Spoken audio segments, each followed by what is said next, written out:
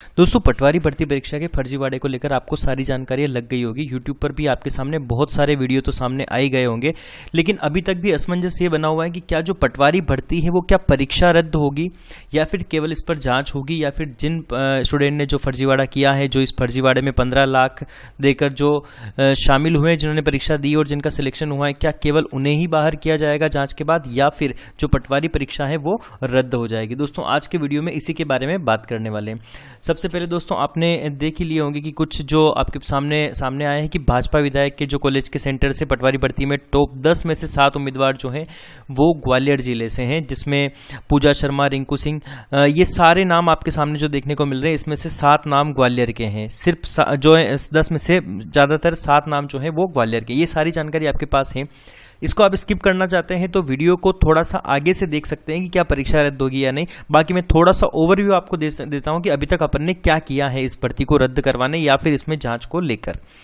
तो दोस्तों इसके आगे की अगर बात की जाए दोस्तों, तो पटवारी परीक्षा में जो दिव्यांग कोटे से 21 में से 15 छात्र जो है जोरा तहसील कहाँ की है दोस्तों, मुरैना जिले की जोरा तहसील में से यहाँ पर सिलेक्शन हुए हैं।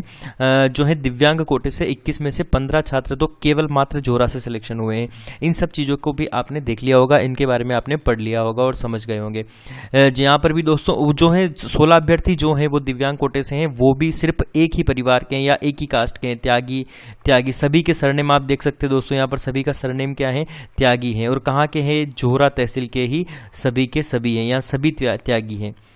क्लियर है। तो यहाँ पर 16 स्टूडेंट तो एक ही जगह से आ गए हैं, तो फर्जीवाड़ा तो हुआ है और किस लेवल पर हुआ है, और ये सारी बातें भी आपने देख ली होगी कि इनके हस्ताक्षर जो है, जो टॉपर है उनके हस्ताक्षर जो है वो हिंदी में है। क्या इतने टॉपर जो लोग हैं वो हस्ताक्षर क्या हिंदी में करते हैं, इस टाइप से। और यहाँ पर इसका जो फोटो है वो 2020 का फोटो लगा हुआ है दोस्तों, ये भी आप देख सकते हैं, यहाँ भी 2020 का फोटो लगा हुआ है। ठीक है, तो इस टाइप की सारी जानकारियाँ, तमाम जानकारियाँ हमारे सामने आ गई थी। अब दोस्तों मेन मुद्दे की बात करते हैं कि क्या भर्ती जो है वो कैंसिल होगी या फिर नहीं।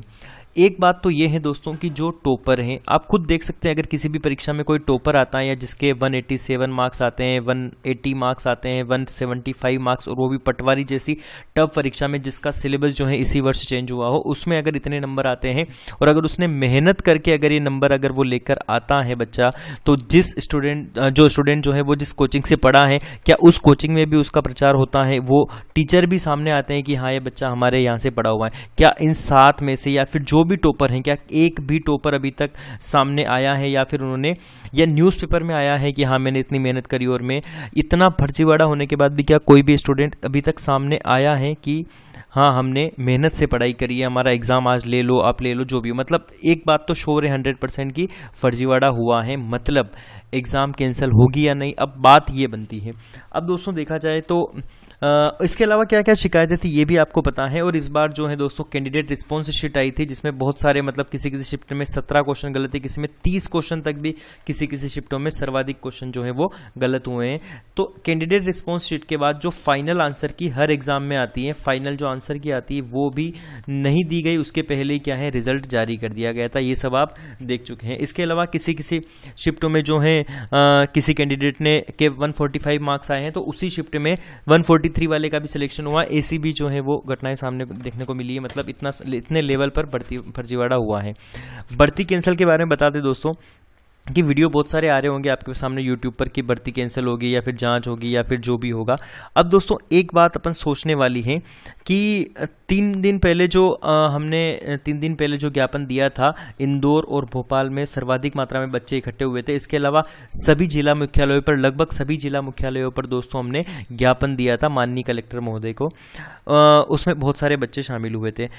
सरकार ने इसके बाद दोस्तों आपको पता है कि सीएम साहब ने जाँच के आदेश भी दिए हैं इसमें। तो जांच के आदेश दिए हैं, मतलब अगर फर्जीवाड़ा हुआ है तो वो जांच करेगी। मतलब अभी तक तो ये भी मानने को तैयार नहीं है कि फर्जीवाड़ा हुआ है, लेकिन फिर भी जांच के आदेश इन्होंने दिए। मतलब जांच में अगर आता है फर्जीवाड़ा हुआ है तो 2 संभावनाएं बन सकती हैं। 2 संभावनाओं में पहली संभावना ये हो सकती है कि जो एग्जाम है उसमें जो लोग इसमें लिप्त पाए गए या जिनका सिलेक्शन फर्जीवाड़े से हुआ है उनको हटा देंगे, और जिनका सिलेक्शन मेहनत से हुआ है उनको ये दे देंगे और एक बार रिवाइज रिजल्ट जारी कर देंगे। एक तो ये हो सकती है, रिवाइज रिजल्ट जो है वो जारी कर सकते हैं, जिसमें जो लोग किनार पर थे, बॉर्डर पर थे और जो फेल हो गए थे उनको ये पास कर सकते हैं उनकी जगह पर। दूसरी बात दोस्तों ये हो सकती है कि चुनाव आपको पता है कि 2024 जनवरी के आसपास चुनाव है, और सरकार ये चाहेगी कि सरकार बनाने के लिए चाहेगी कि जो एग्ज़ाम है उसको रद्द कर दिया जाए, ताकि जो भी चार्जेस लगे हैं फर्जीवाड़े के वो सारे ख़त्म हो जाए कि हाँ फर्जीवाड़ा कुछ लेवल पर हुआ था, हमने एग्ज़ाम रद्द कर दिया और हम फिर से एग्ज़ाम ले लेंगे। क्योंकि फिर से एग्ज़ाम लेने में भी इनको दिक्कत नहीं है, इनका कुछ नहीं जाएगा, जो स्टूडेंटों ने मेहनत करी है वो सिलेक्शन लिया है उन्हीं का ही जाएगा, अगर होगा तो परेशानी उन्हीं को ही होने वाली है। लेकिन अगर ये रद्द करेंगे तो दोस्तों इनको कोई प्रॉब्लम नहीं है, क्योंकि आपको ये जानकारी भी मिली होगी कि 750 करोड़ रुपए अभी तक ESB के पास है, मतलब एम्प्लॉय सिलेक्शन बोर्ड जो है उसके पास 750 करोड़ रुपए हैं, जिससे ये एग्ज़ाम फिर से कंडक्ट करवा सकते हैं। और इतना पैसा नहीं लगता है तो बहुत पैसा है, ठीक है, इतना पैसा है सरकार के पास, या फिर सरकार का यूँ कहे कि ESB के पास, व्यापम के पास, PEB के पास। तो दोस्तों एग्ज़ाम रद्द 2 कारणों से हो सकती है, क्योंकि चुनाव है और अगर थोड़ा सा और हल्ला गुल्ला होता है या कैंडिडेट जो है न्यायालय में जो है रिपोर्ट करते हैं तो इसमें हो सकता है, ठीक है। तो ये बातें सामने आई है।